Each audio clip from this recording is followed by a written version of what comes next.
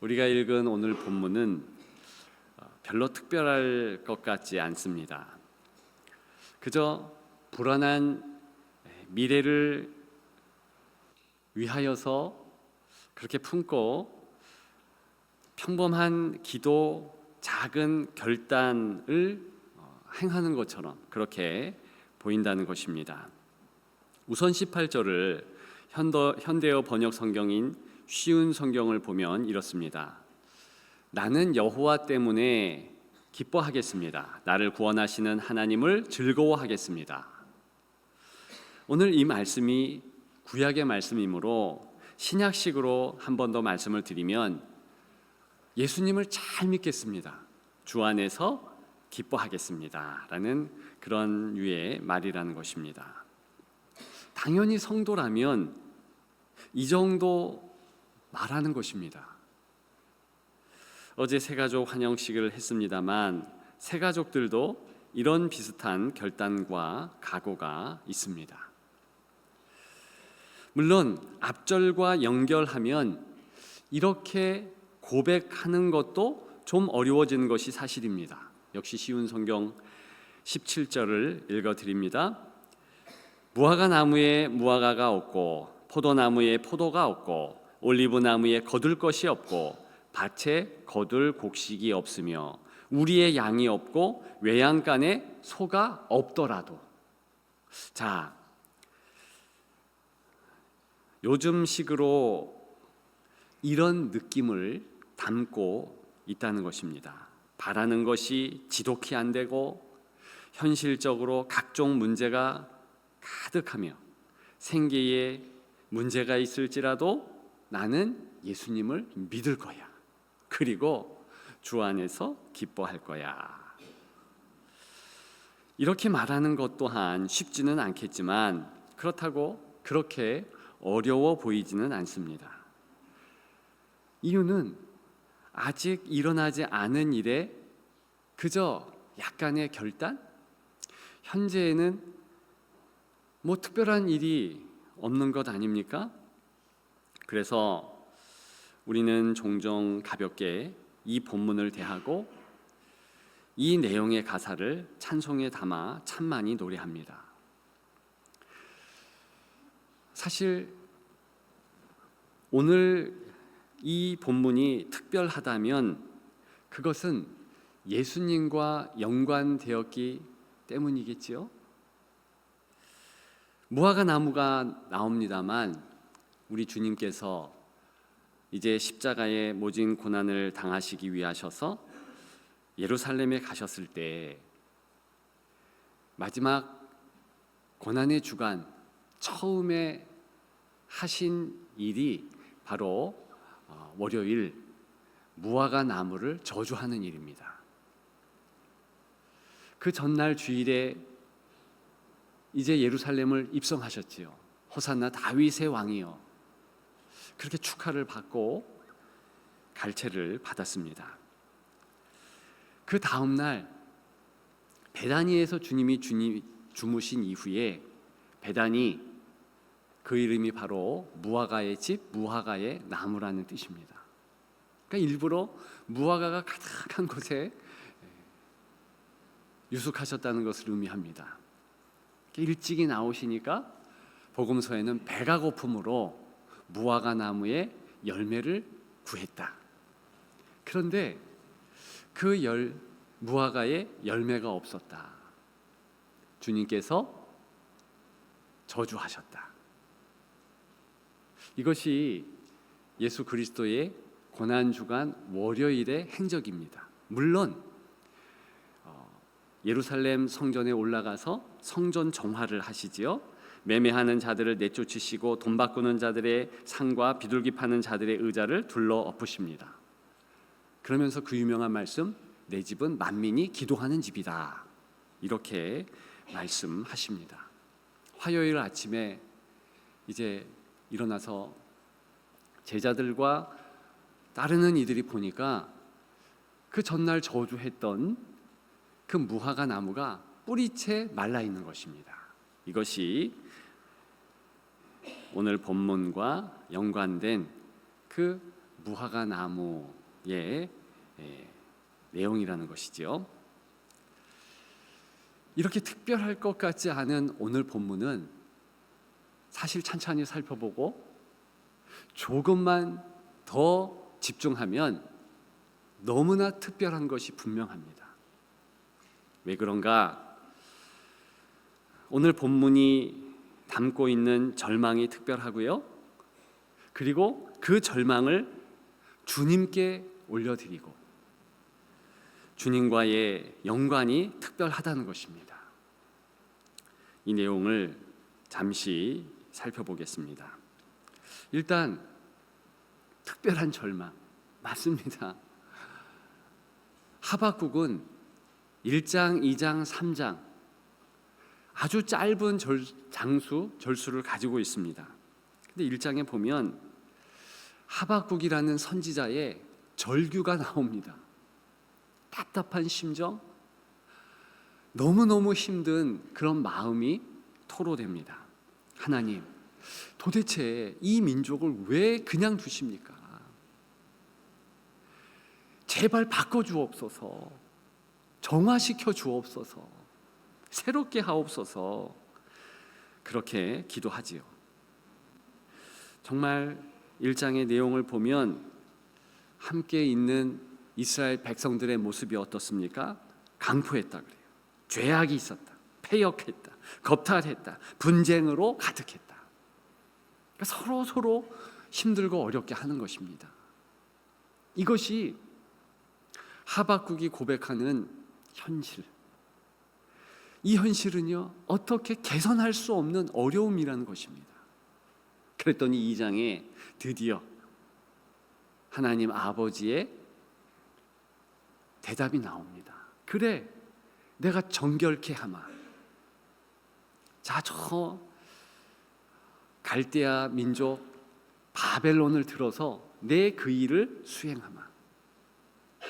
하박국은 깜짝 놀랍니다. 아니, 어떻게 그러실 수 있습니까? 하필 왜 바벨론입니까? 그들은요, 우리보다도 더 악독합니다. 더 죄악이 관영하고 더 패역하고 더 겁탈했고 더 분쟁하고 있는 거 아시지요? 그런데 어떻게 그 민족을 들어서 그래도 제가 보기에는 덜한 우리를 치리하신다고 말씀하십니까? 이러면서 불만을 또 토로합니다. 자, 실제로 이제 하나님의 심판이 그렇게 자행됩니다. 물론 한 말씀은 하셔요. 이 바벨론도 나중에는 심판할 것이다. 그러나 지금 자신의 현실 그리고 적국이 이제 쳐들어온다는 이런 외부적인 현실, 이게 겹쳐서 절대 절망을 가져오는 것입니다. 도저히 절망하지 않을 수 없는 그런 현실.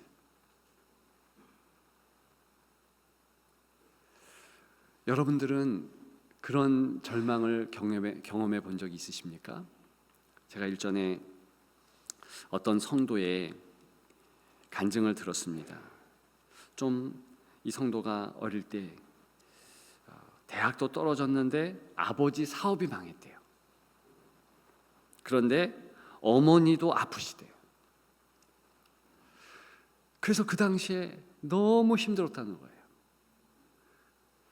뭔가 하나님을 믿는 백성에게 우리 하나님께서 문제나 고난이 있으면 그 문제 해결하고 한 가지 고난이 해결된 뒤에 다음 고난이 오면 좋겠는데 너무 큰 문제, 근데 또 다른 문제가 겹칩니다.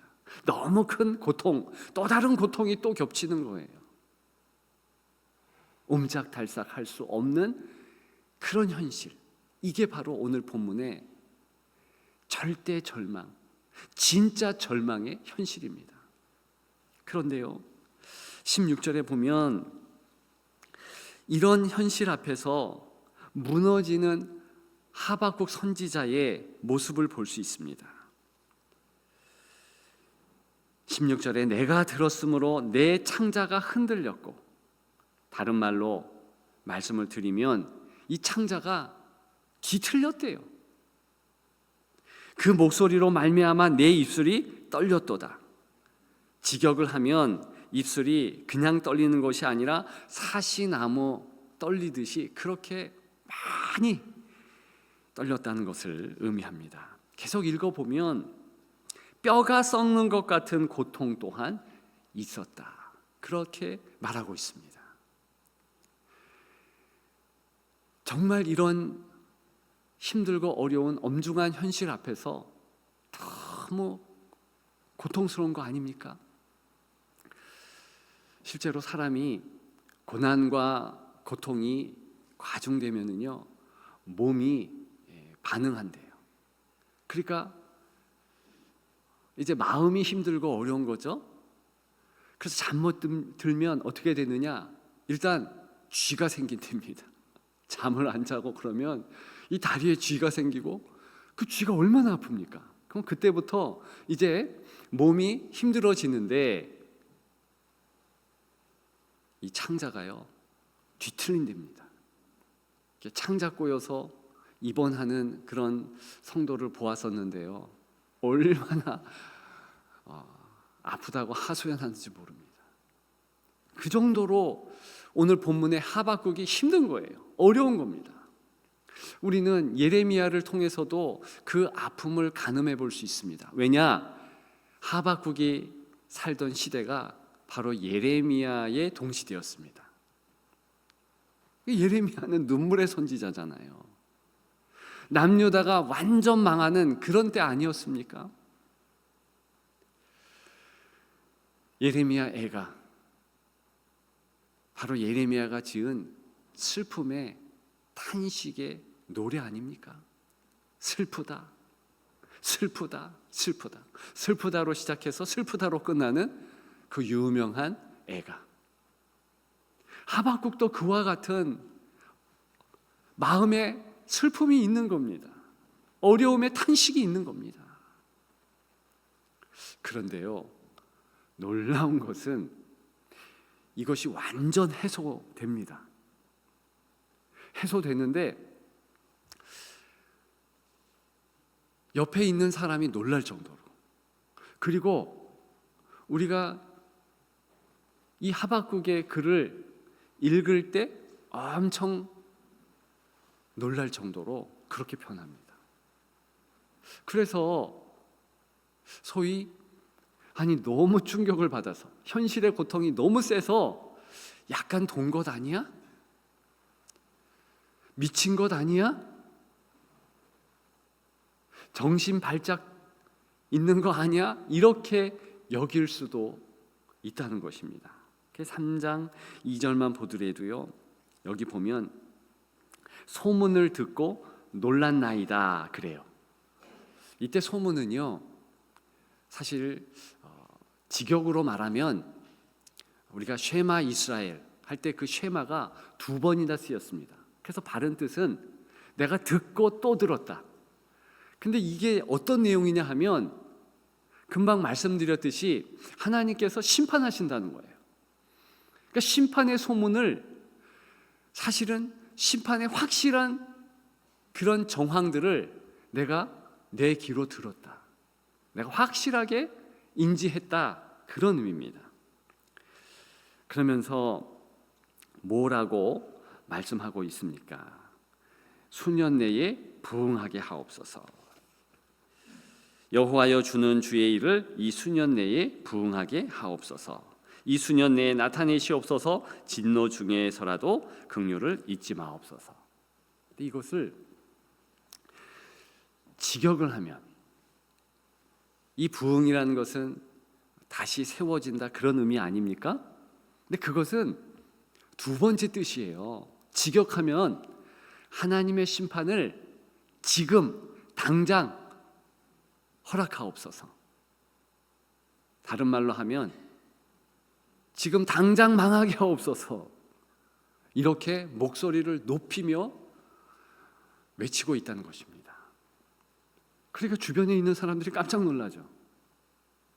읽고 있는 우리도 깜짝 놀라는 거죠. 아니, 왜 이래? 정상이 아니네. 왜 그럴까요? 사실은 우리가 16절과 오늘 본문이 된 17절, 18절의 그 행간을 읽으면 이해가 되고, 아, 그렇구나, 알 수 있습니다.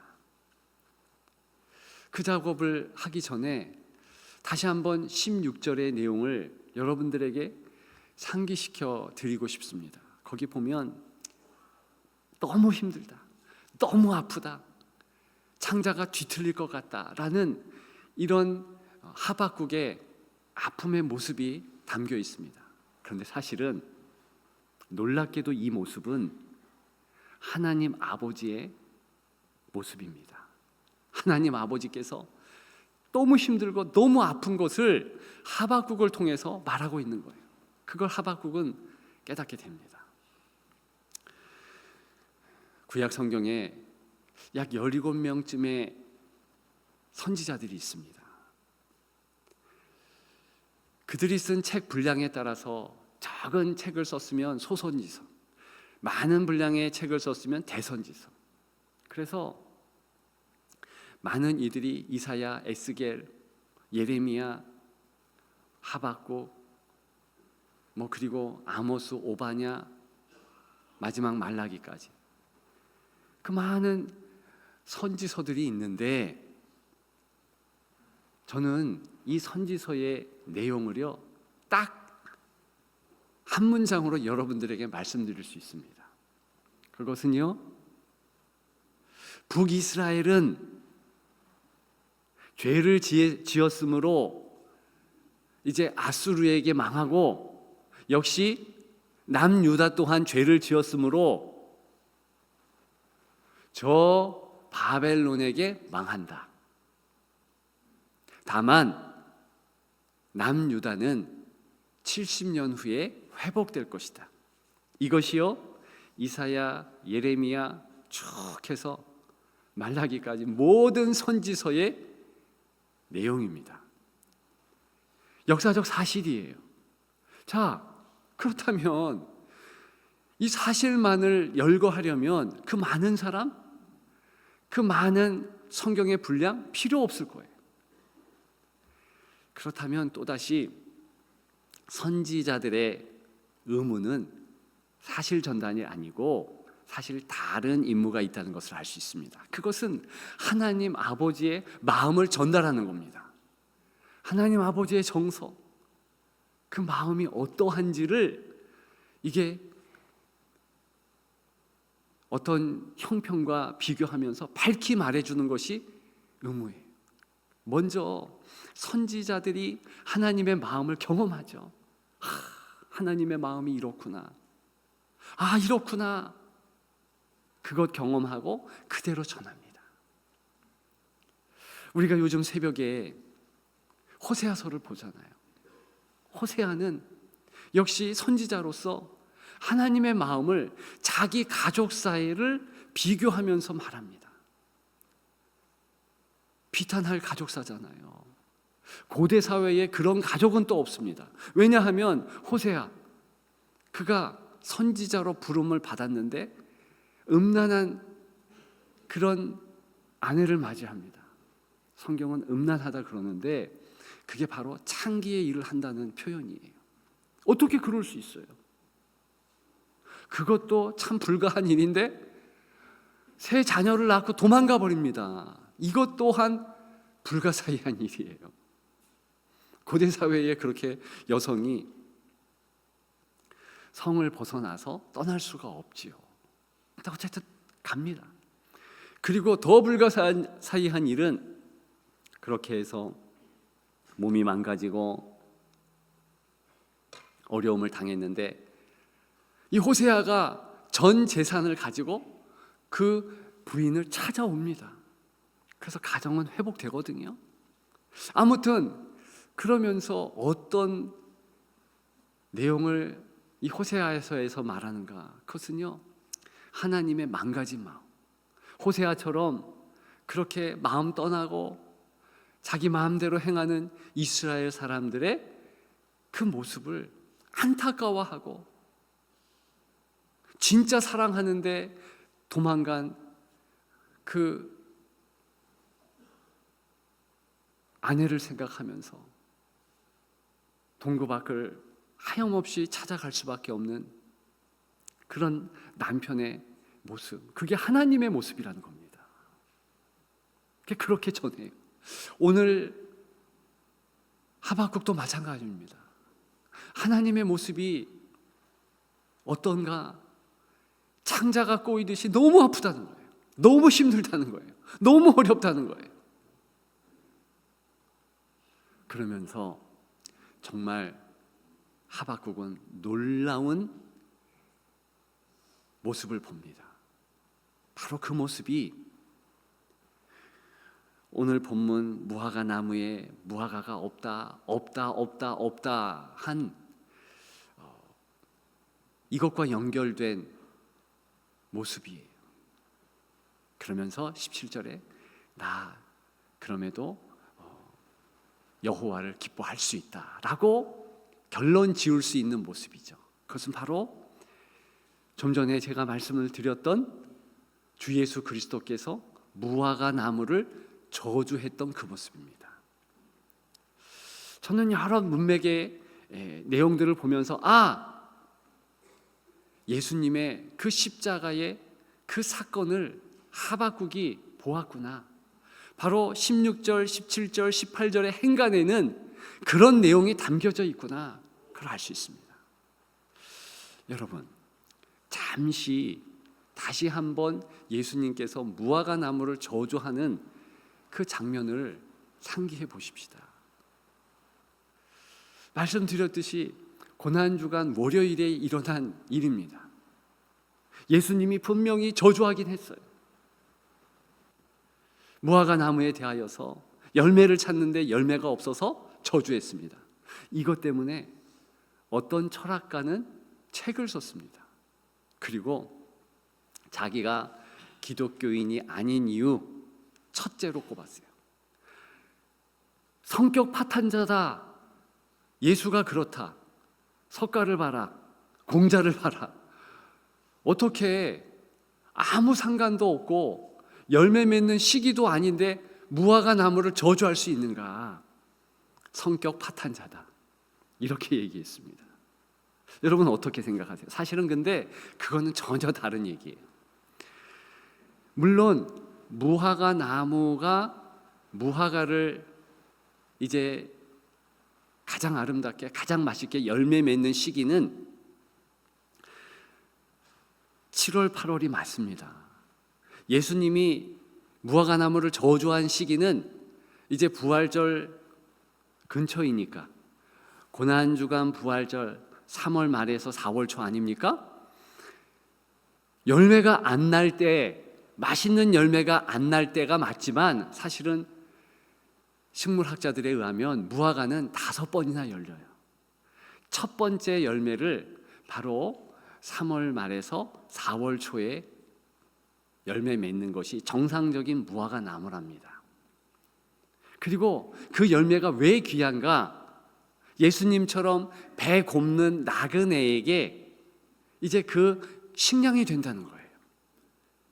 그렇기 때문에 근사한 한 끼 식사도 식사 대용이 된다는 것이죠. 예수님은 그렇게 원하신 거죠. 그런데 정말 첫 열매, 그 무화과의 그 열매가 없는 나무였습니다. 영적 이유가 있어요. 무화과는 성경에서 이스라엘 백성들을 의미합니다. 무화과나무, 포도나무, 감람나무 3가지가 다 그렇습니다. 우리나라는 사과나무도 있고 배나무도 있고 여러 종류의 풍성한 과일들이 있지만 중동은 좀 덜합니다. 맛이 있고 값어치가 있지만 이렇게 과실이 좀 덜해요. 그리고 중요한 것은 이렇게 3가지예요. 3가지. 그리고 실제로 예수님이 저주한 무화과 나무는 썩어질 대로 썩어진 이스라엘 백성들, 영적인 이스라엘 백성인 우리의 모습, 그래서 소망이 아예 없는 그런 현실을 나타낸다는 겁니다. 바로 예수님이 저주한 이후에 성전 정화를 하셨다 말씀을 드렸죠. 그때 제사장을 비롯해서 성전을 관리했던 이들이 쏜살같이 그렇게 상을 뒤엎은 예수님 앞에 찾아옵니다. 그러면서 한마디 던져요. 누가 당신에게 이렇게 할 수 있는 권세를 주었는가? 어떤 권세로 이런 행동을 하는가? 이것은요, 자기들이 주인이라는 거예요. 예수님이 성전의 주인이십니다. 예수님이 성전 자신이세요. 그런데 그 예수님 앞에서 사태질을 하면서 즉 갑질을 하고 있는 겁니다. 이들은요, 힘들고 어려운 백성, 여러 종류의 예배자들이 오면 이제 재물값을 받아요. 성전세를 또 받고 자기 배를 채우고 이런 거. 그러니까 지금 하나님을 믿는 하나님의 백성들이 찾아온 성전도 그와 같은 모양이었어요. 이스라엘만 그럽니까? 전 세계적으로 바벨론, 강대국, 애굽 전체가 완전 망가져서 이제는 소망이 없는 거예요. 그러니까 무화과 저주받는 그 모습과 같이 완전한 절망이다. 이것이 무화과 저주의 핵심입니다. 저와 여러분들이 살아가면서 이런 경험 하잖아요. 어떻게 내 자녀를 사랑하면 사랑할수록 저들은 저렇게 어긋나가는가? 내 남편을 사랑하면 사랑할수록 내가 원하는 모습이 아니고 또 어긋나서 가장 싫어하는 모습을 보이는가? 내 아내가 그렇고 내 직장 동료들이 그렇고 이웃이 그렇다. 그런 경험 해본 적 없으십니까? 없을 수도 있죠. 그런데 저는 많은 사례의 경험들을 듣습니다. 또 성경에 보면 아담과 하와의 첫 가정을 보십시오.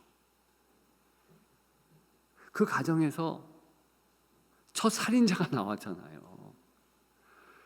그러니까 얼마나 이 가정을 이루었는데 힘들고 어려운 가정을 이루었는지요. 이 죄의 본성 때문에 남편은 아내를 다스리고, 이게 저주받은 첫 모습이거든요. 이때 다스린다는 것은 자기 마음대로 하고 싶다는 거예요. 그러니까 남편이 아내를 마음대로 하고 싶어요. 사랑도 자기 마음대로. 아니, 때로는 아내식으로 사랑을 해줄 수도 있어야 되죠.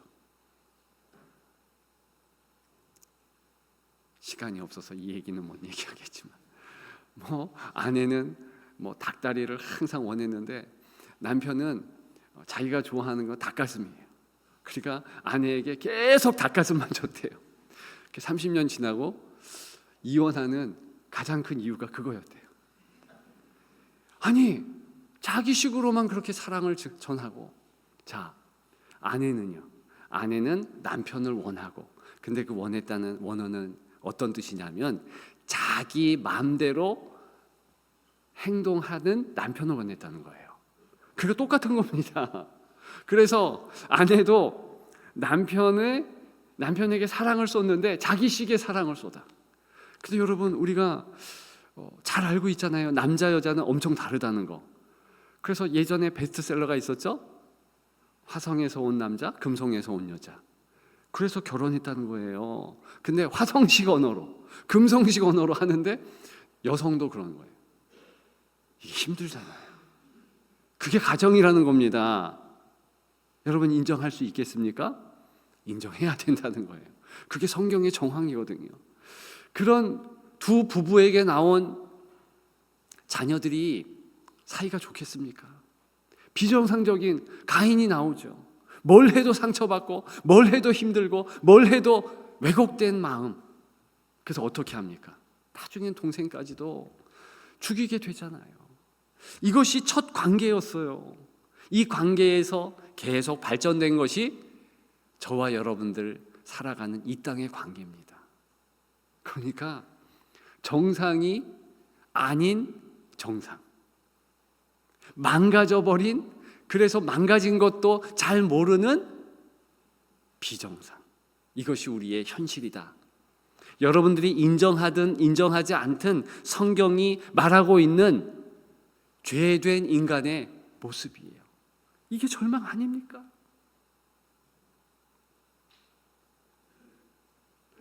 그런데 주 예수 그리스도께서 그런 인생을 그냥 두지 않으시고 어떻게 하십니까? 십자가의 피보혈로 그 죄를 덮으신 거예요. 깨끗게 하신 겁니다. 다 이루었다, 주님이 말씀하시면서 그렇게 해서 우리까지도 우리의 문제와 우리의 절망을 다 해결하도록 역사하신 것입니다.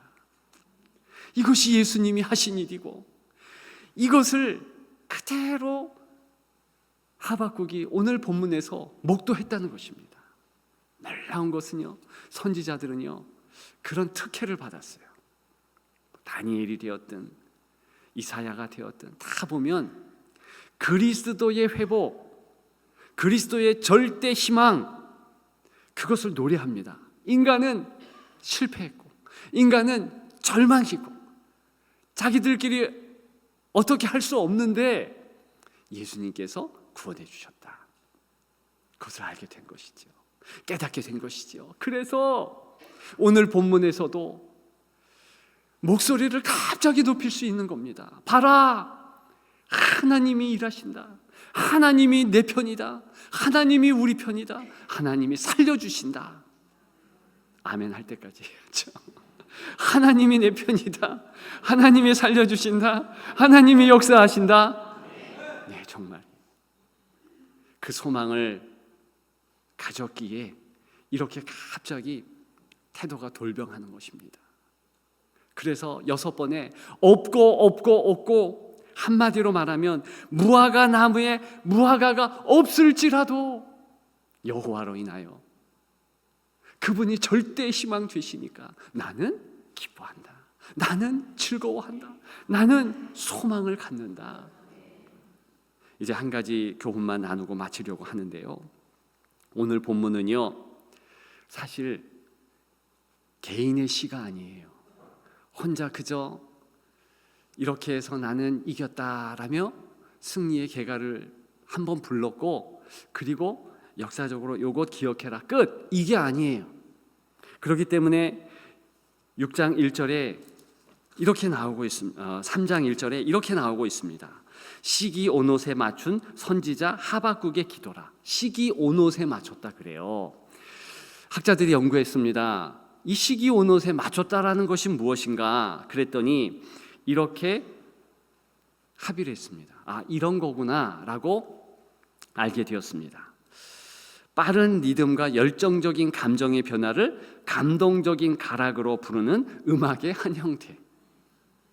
그러니까 오늘 본문은요 혼자 그저 넋두리 했고 혼자 기쁨의 환호성을 외쳤고, 이게 아니고 모든 성도들이 함께 부르는 합창곡이 되었다는 거예요.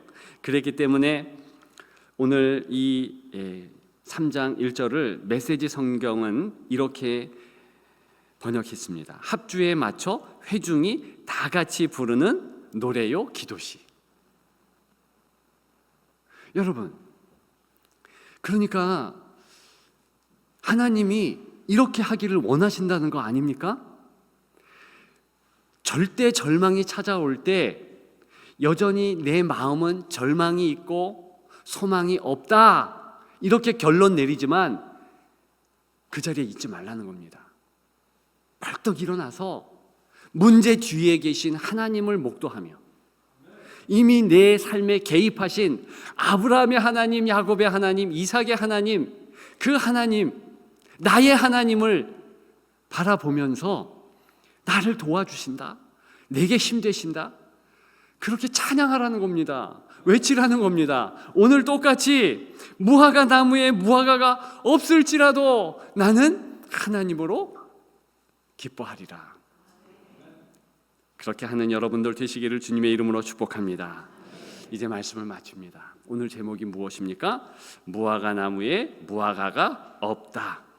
만일 제가 오늘 본문을 가지고 속편을 또 설교를 한다면 이 제목에 플러스 하고 싶은 내용이 있습니다. 이렇게 제목을 정할 것 같아요. 무화과 나무에 무화과가 없다. 할렐루야. 느낌이 좀 전달이 되십니까? 무화과 나무에 무화과가 없다. 할렐루야. 왜요? 주님께서 이제 움직이시니까. 예수 그리스도의 역사가 펼쳐지니까. 그러므로 여러분 절망하지 마십시다. 그러므로 여러분 더 힘을 내십시다. 오늘 대림절 첫 주일입니다. 대림절은 바로 그러한 주님의 역사가 내 삶에 있기 시작합니다. 그러한 주님의 성육신의 놀라운 은총을 나는 기다립니다. 그러는 귀한 절기입니다. 오늘 이 사실을 마음에 새기면서 주님의 절대 구원, 절대 희망이 내 삶 가운데, 하루 가운데 아침마다 찾아온다. 이렇게 고백하며 승리하는 여러분들 되시기를 주님의 이름으로 축복합니다.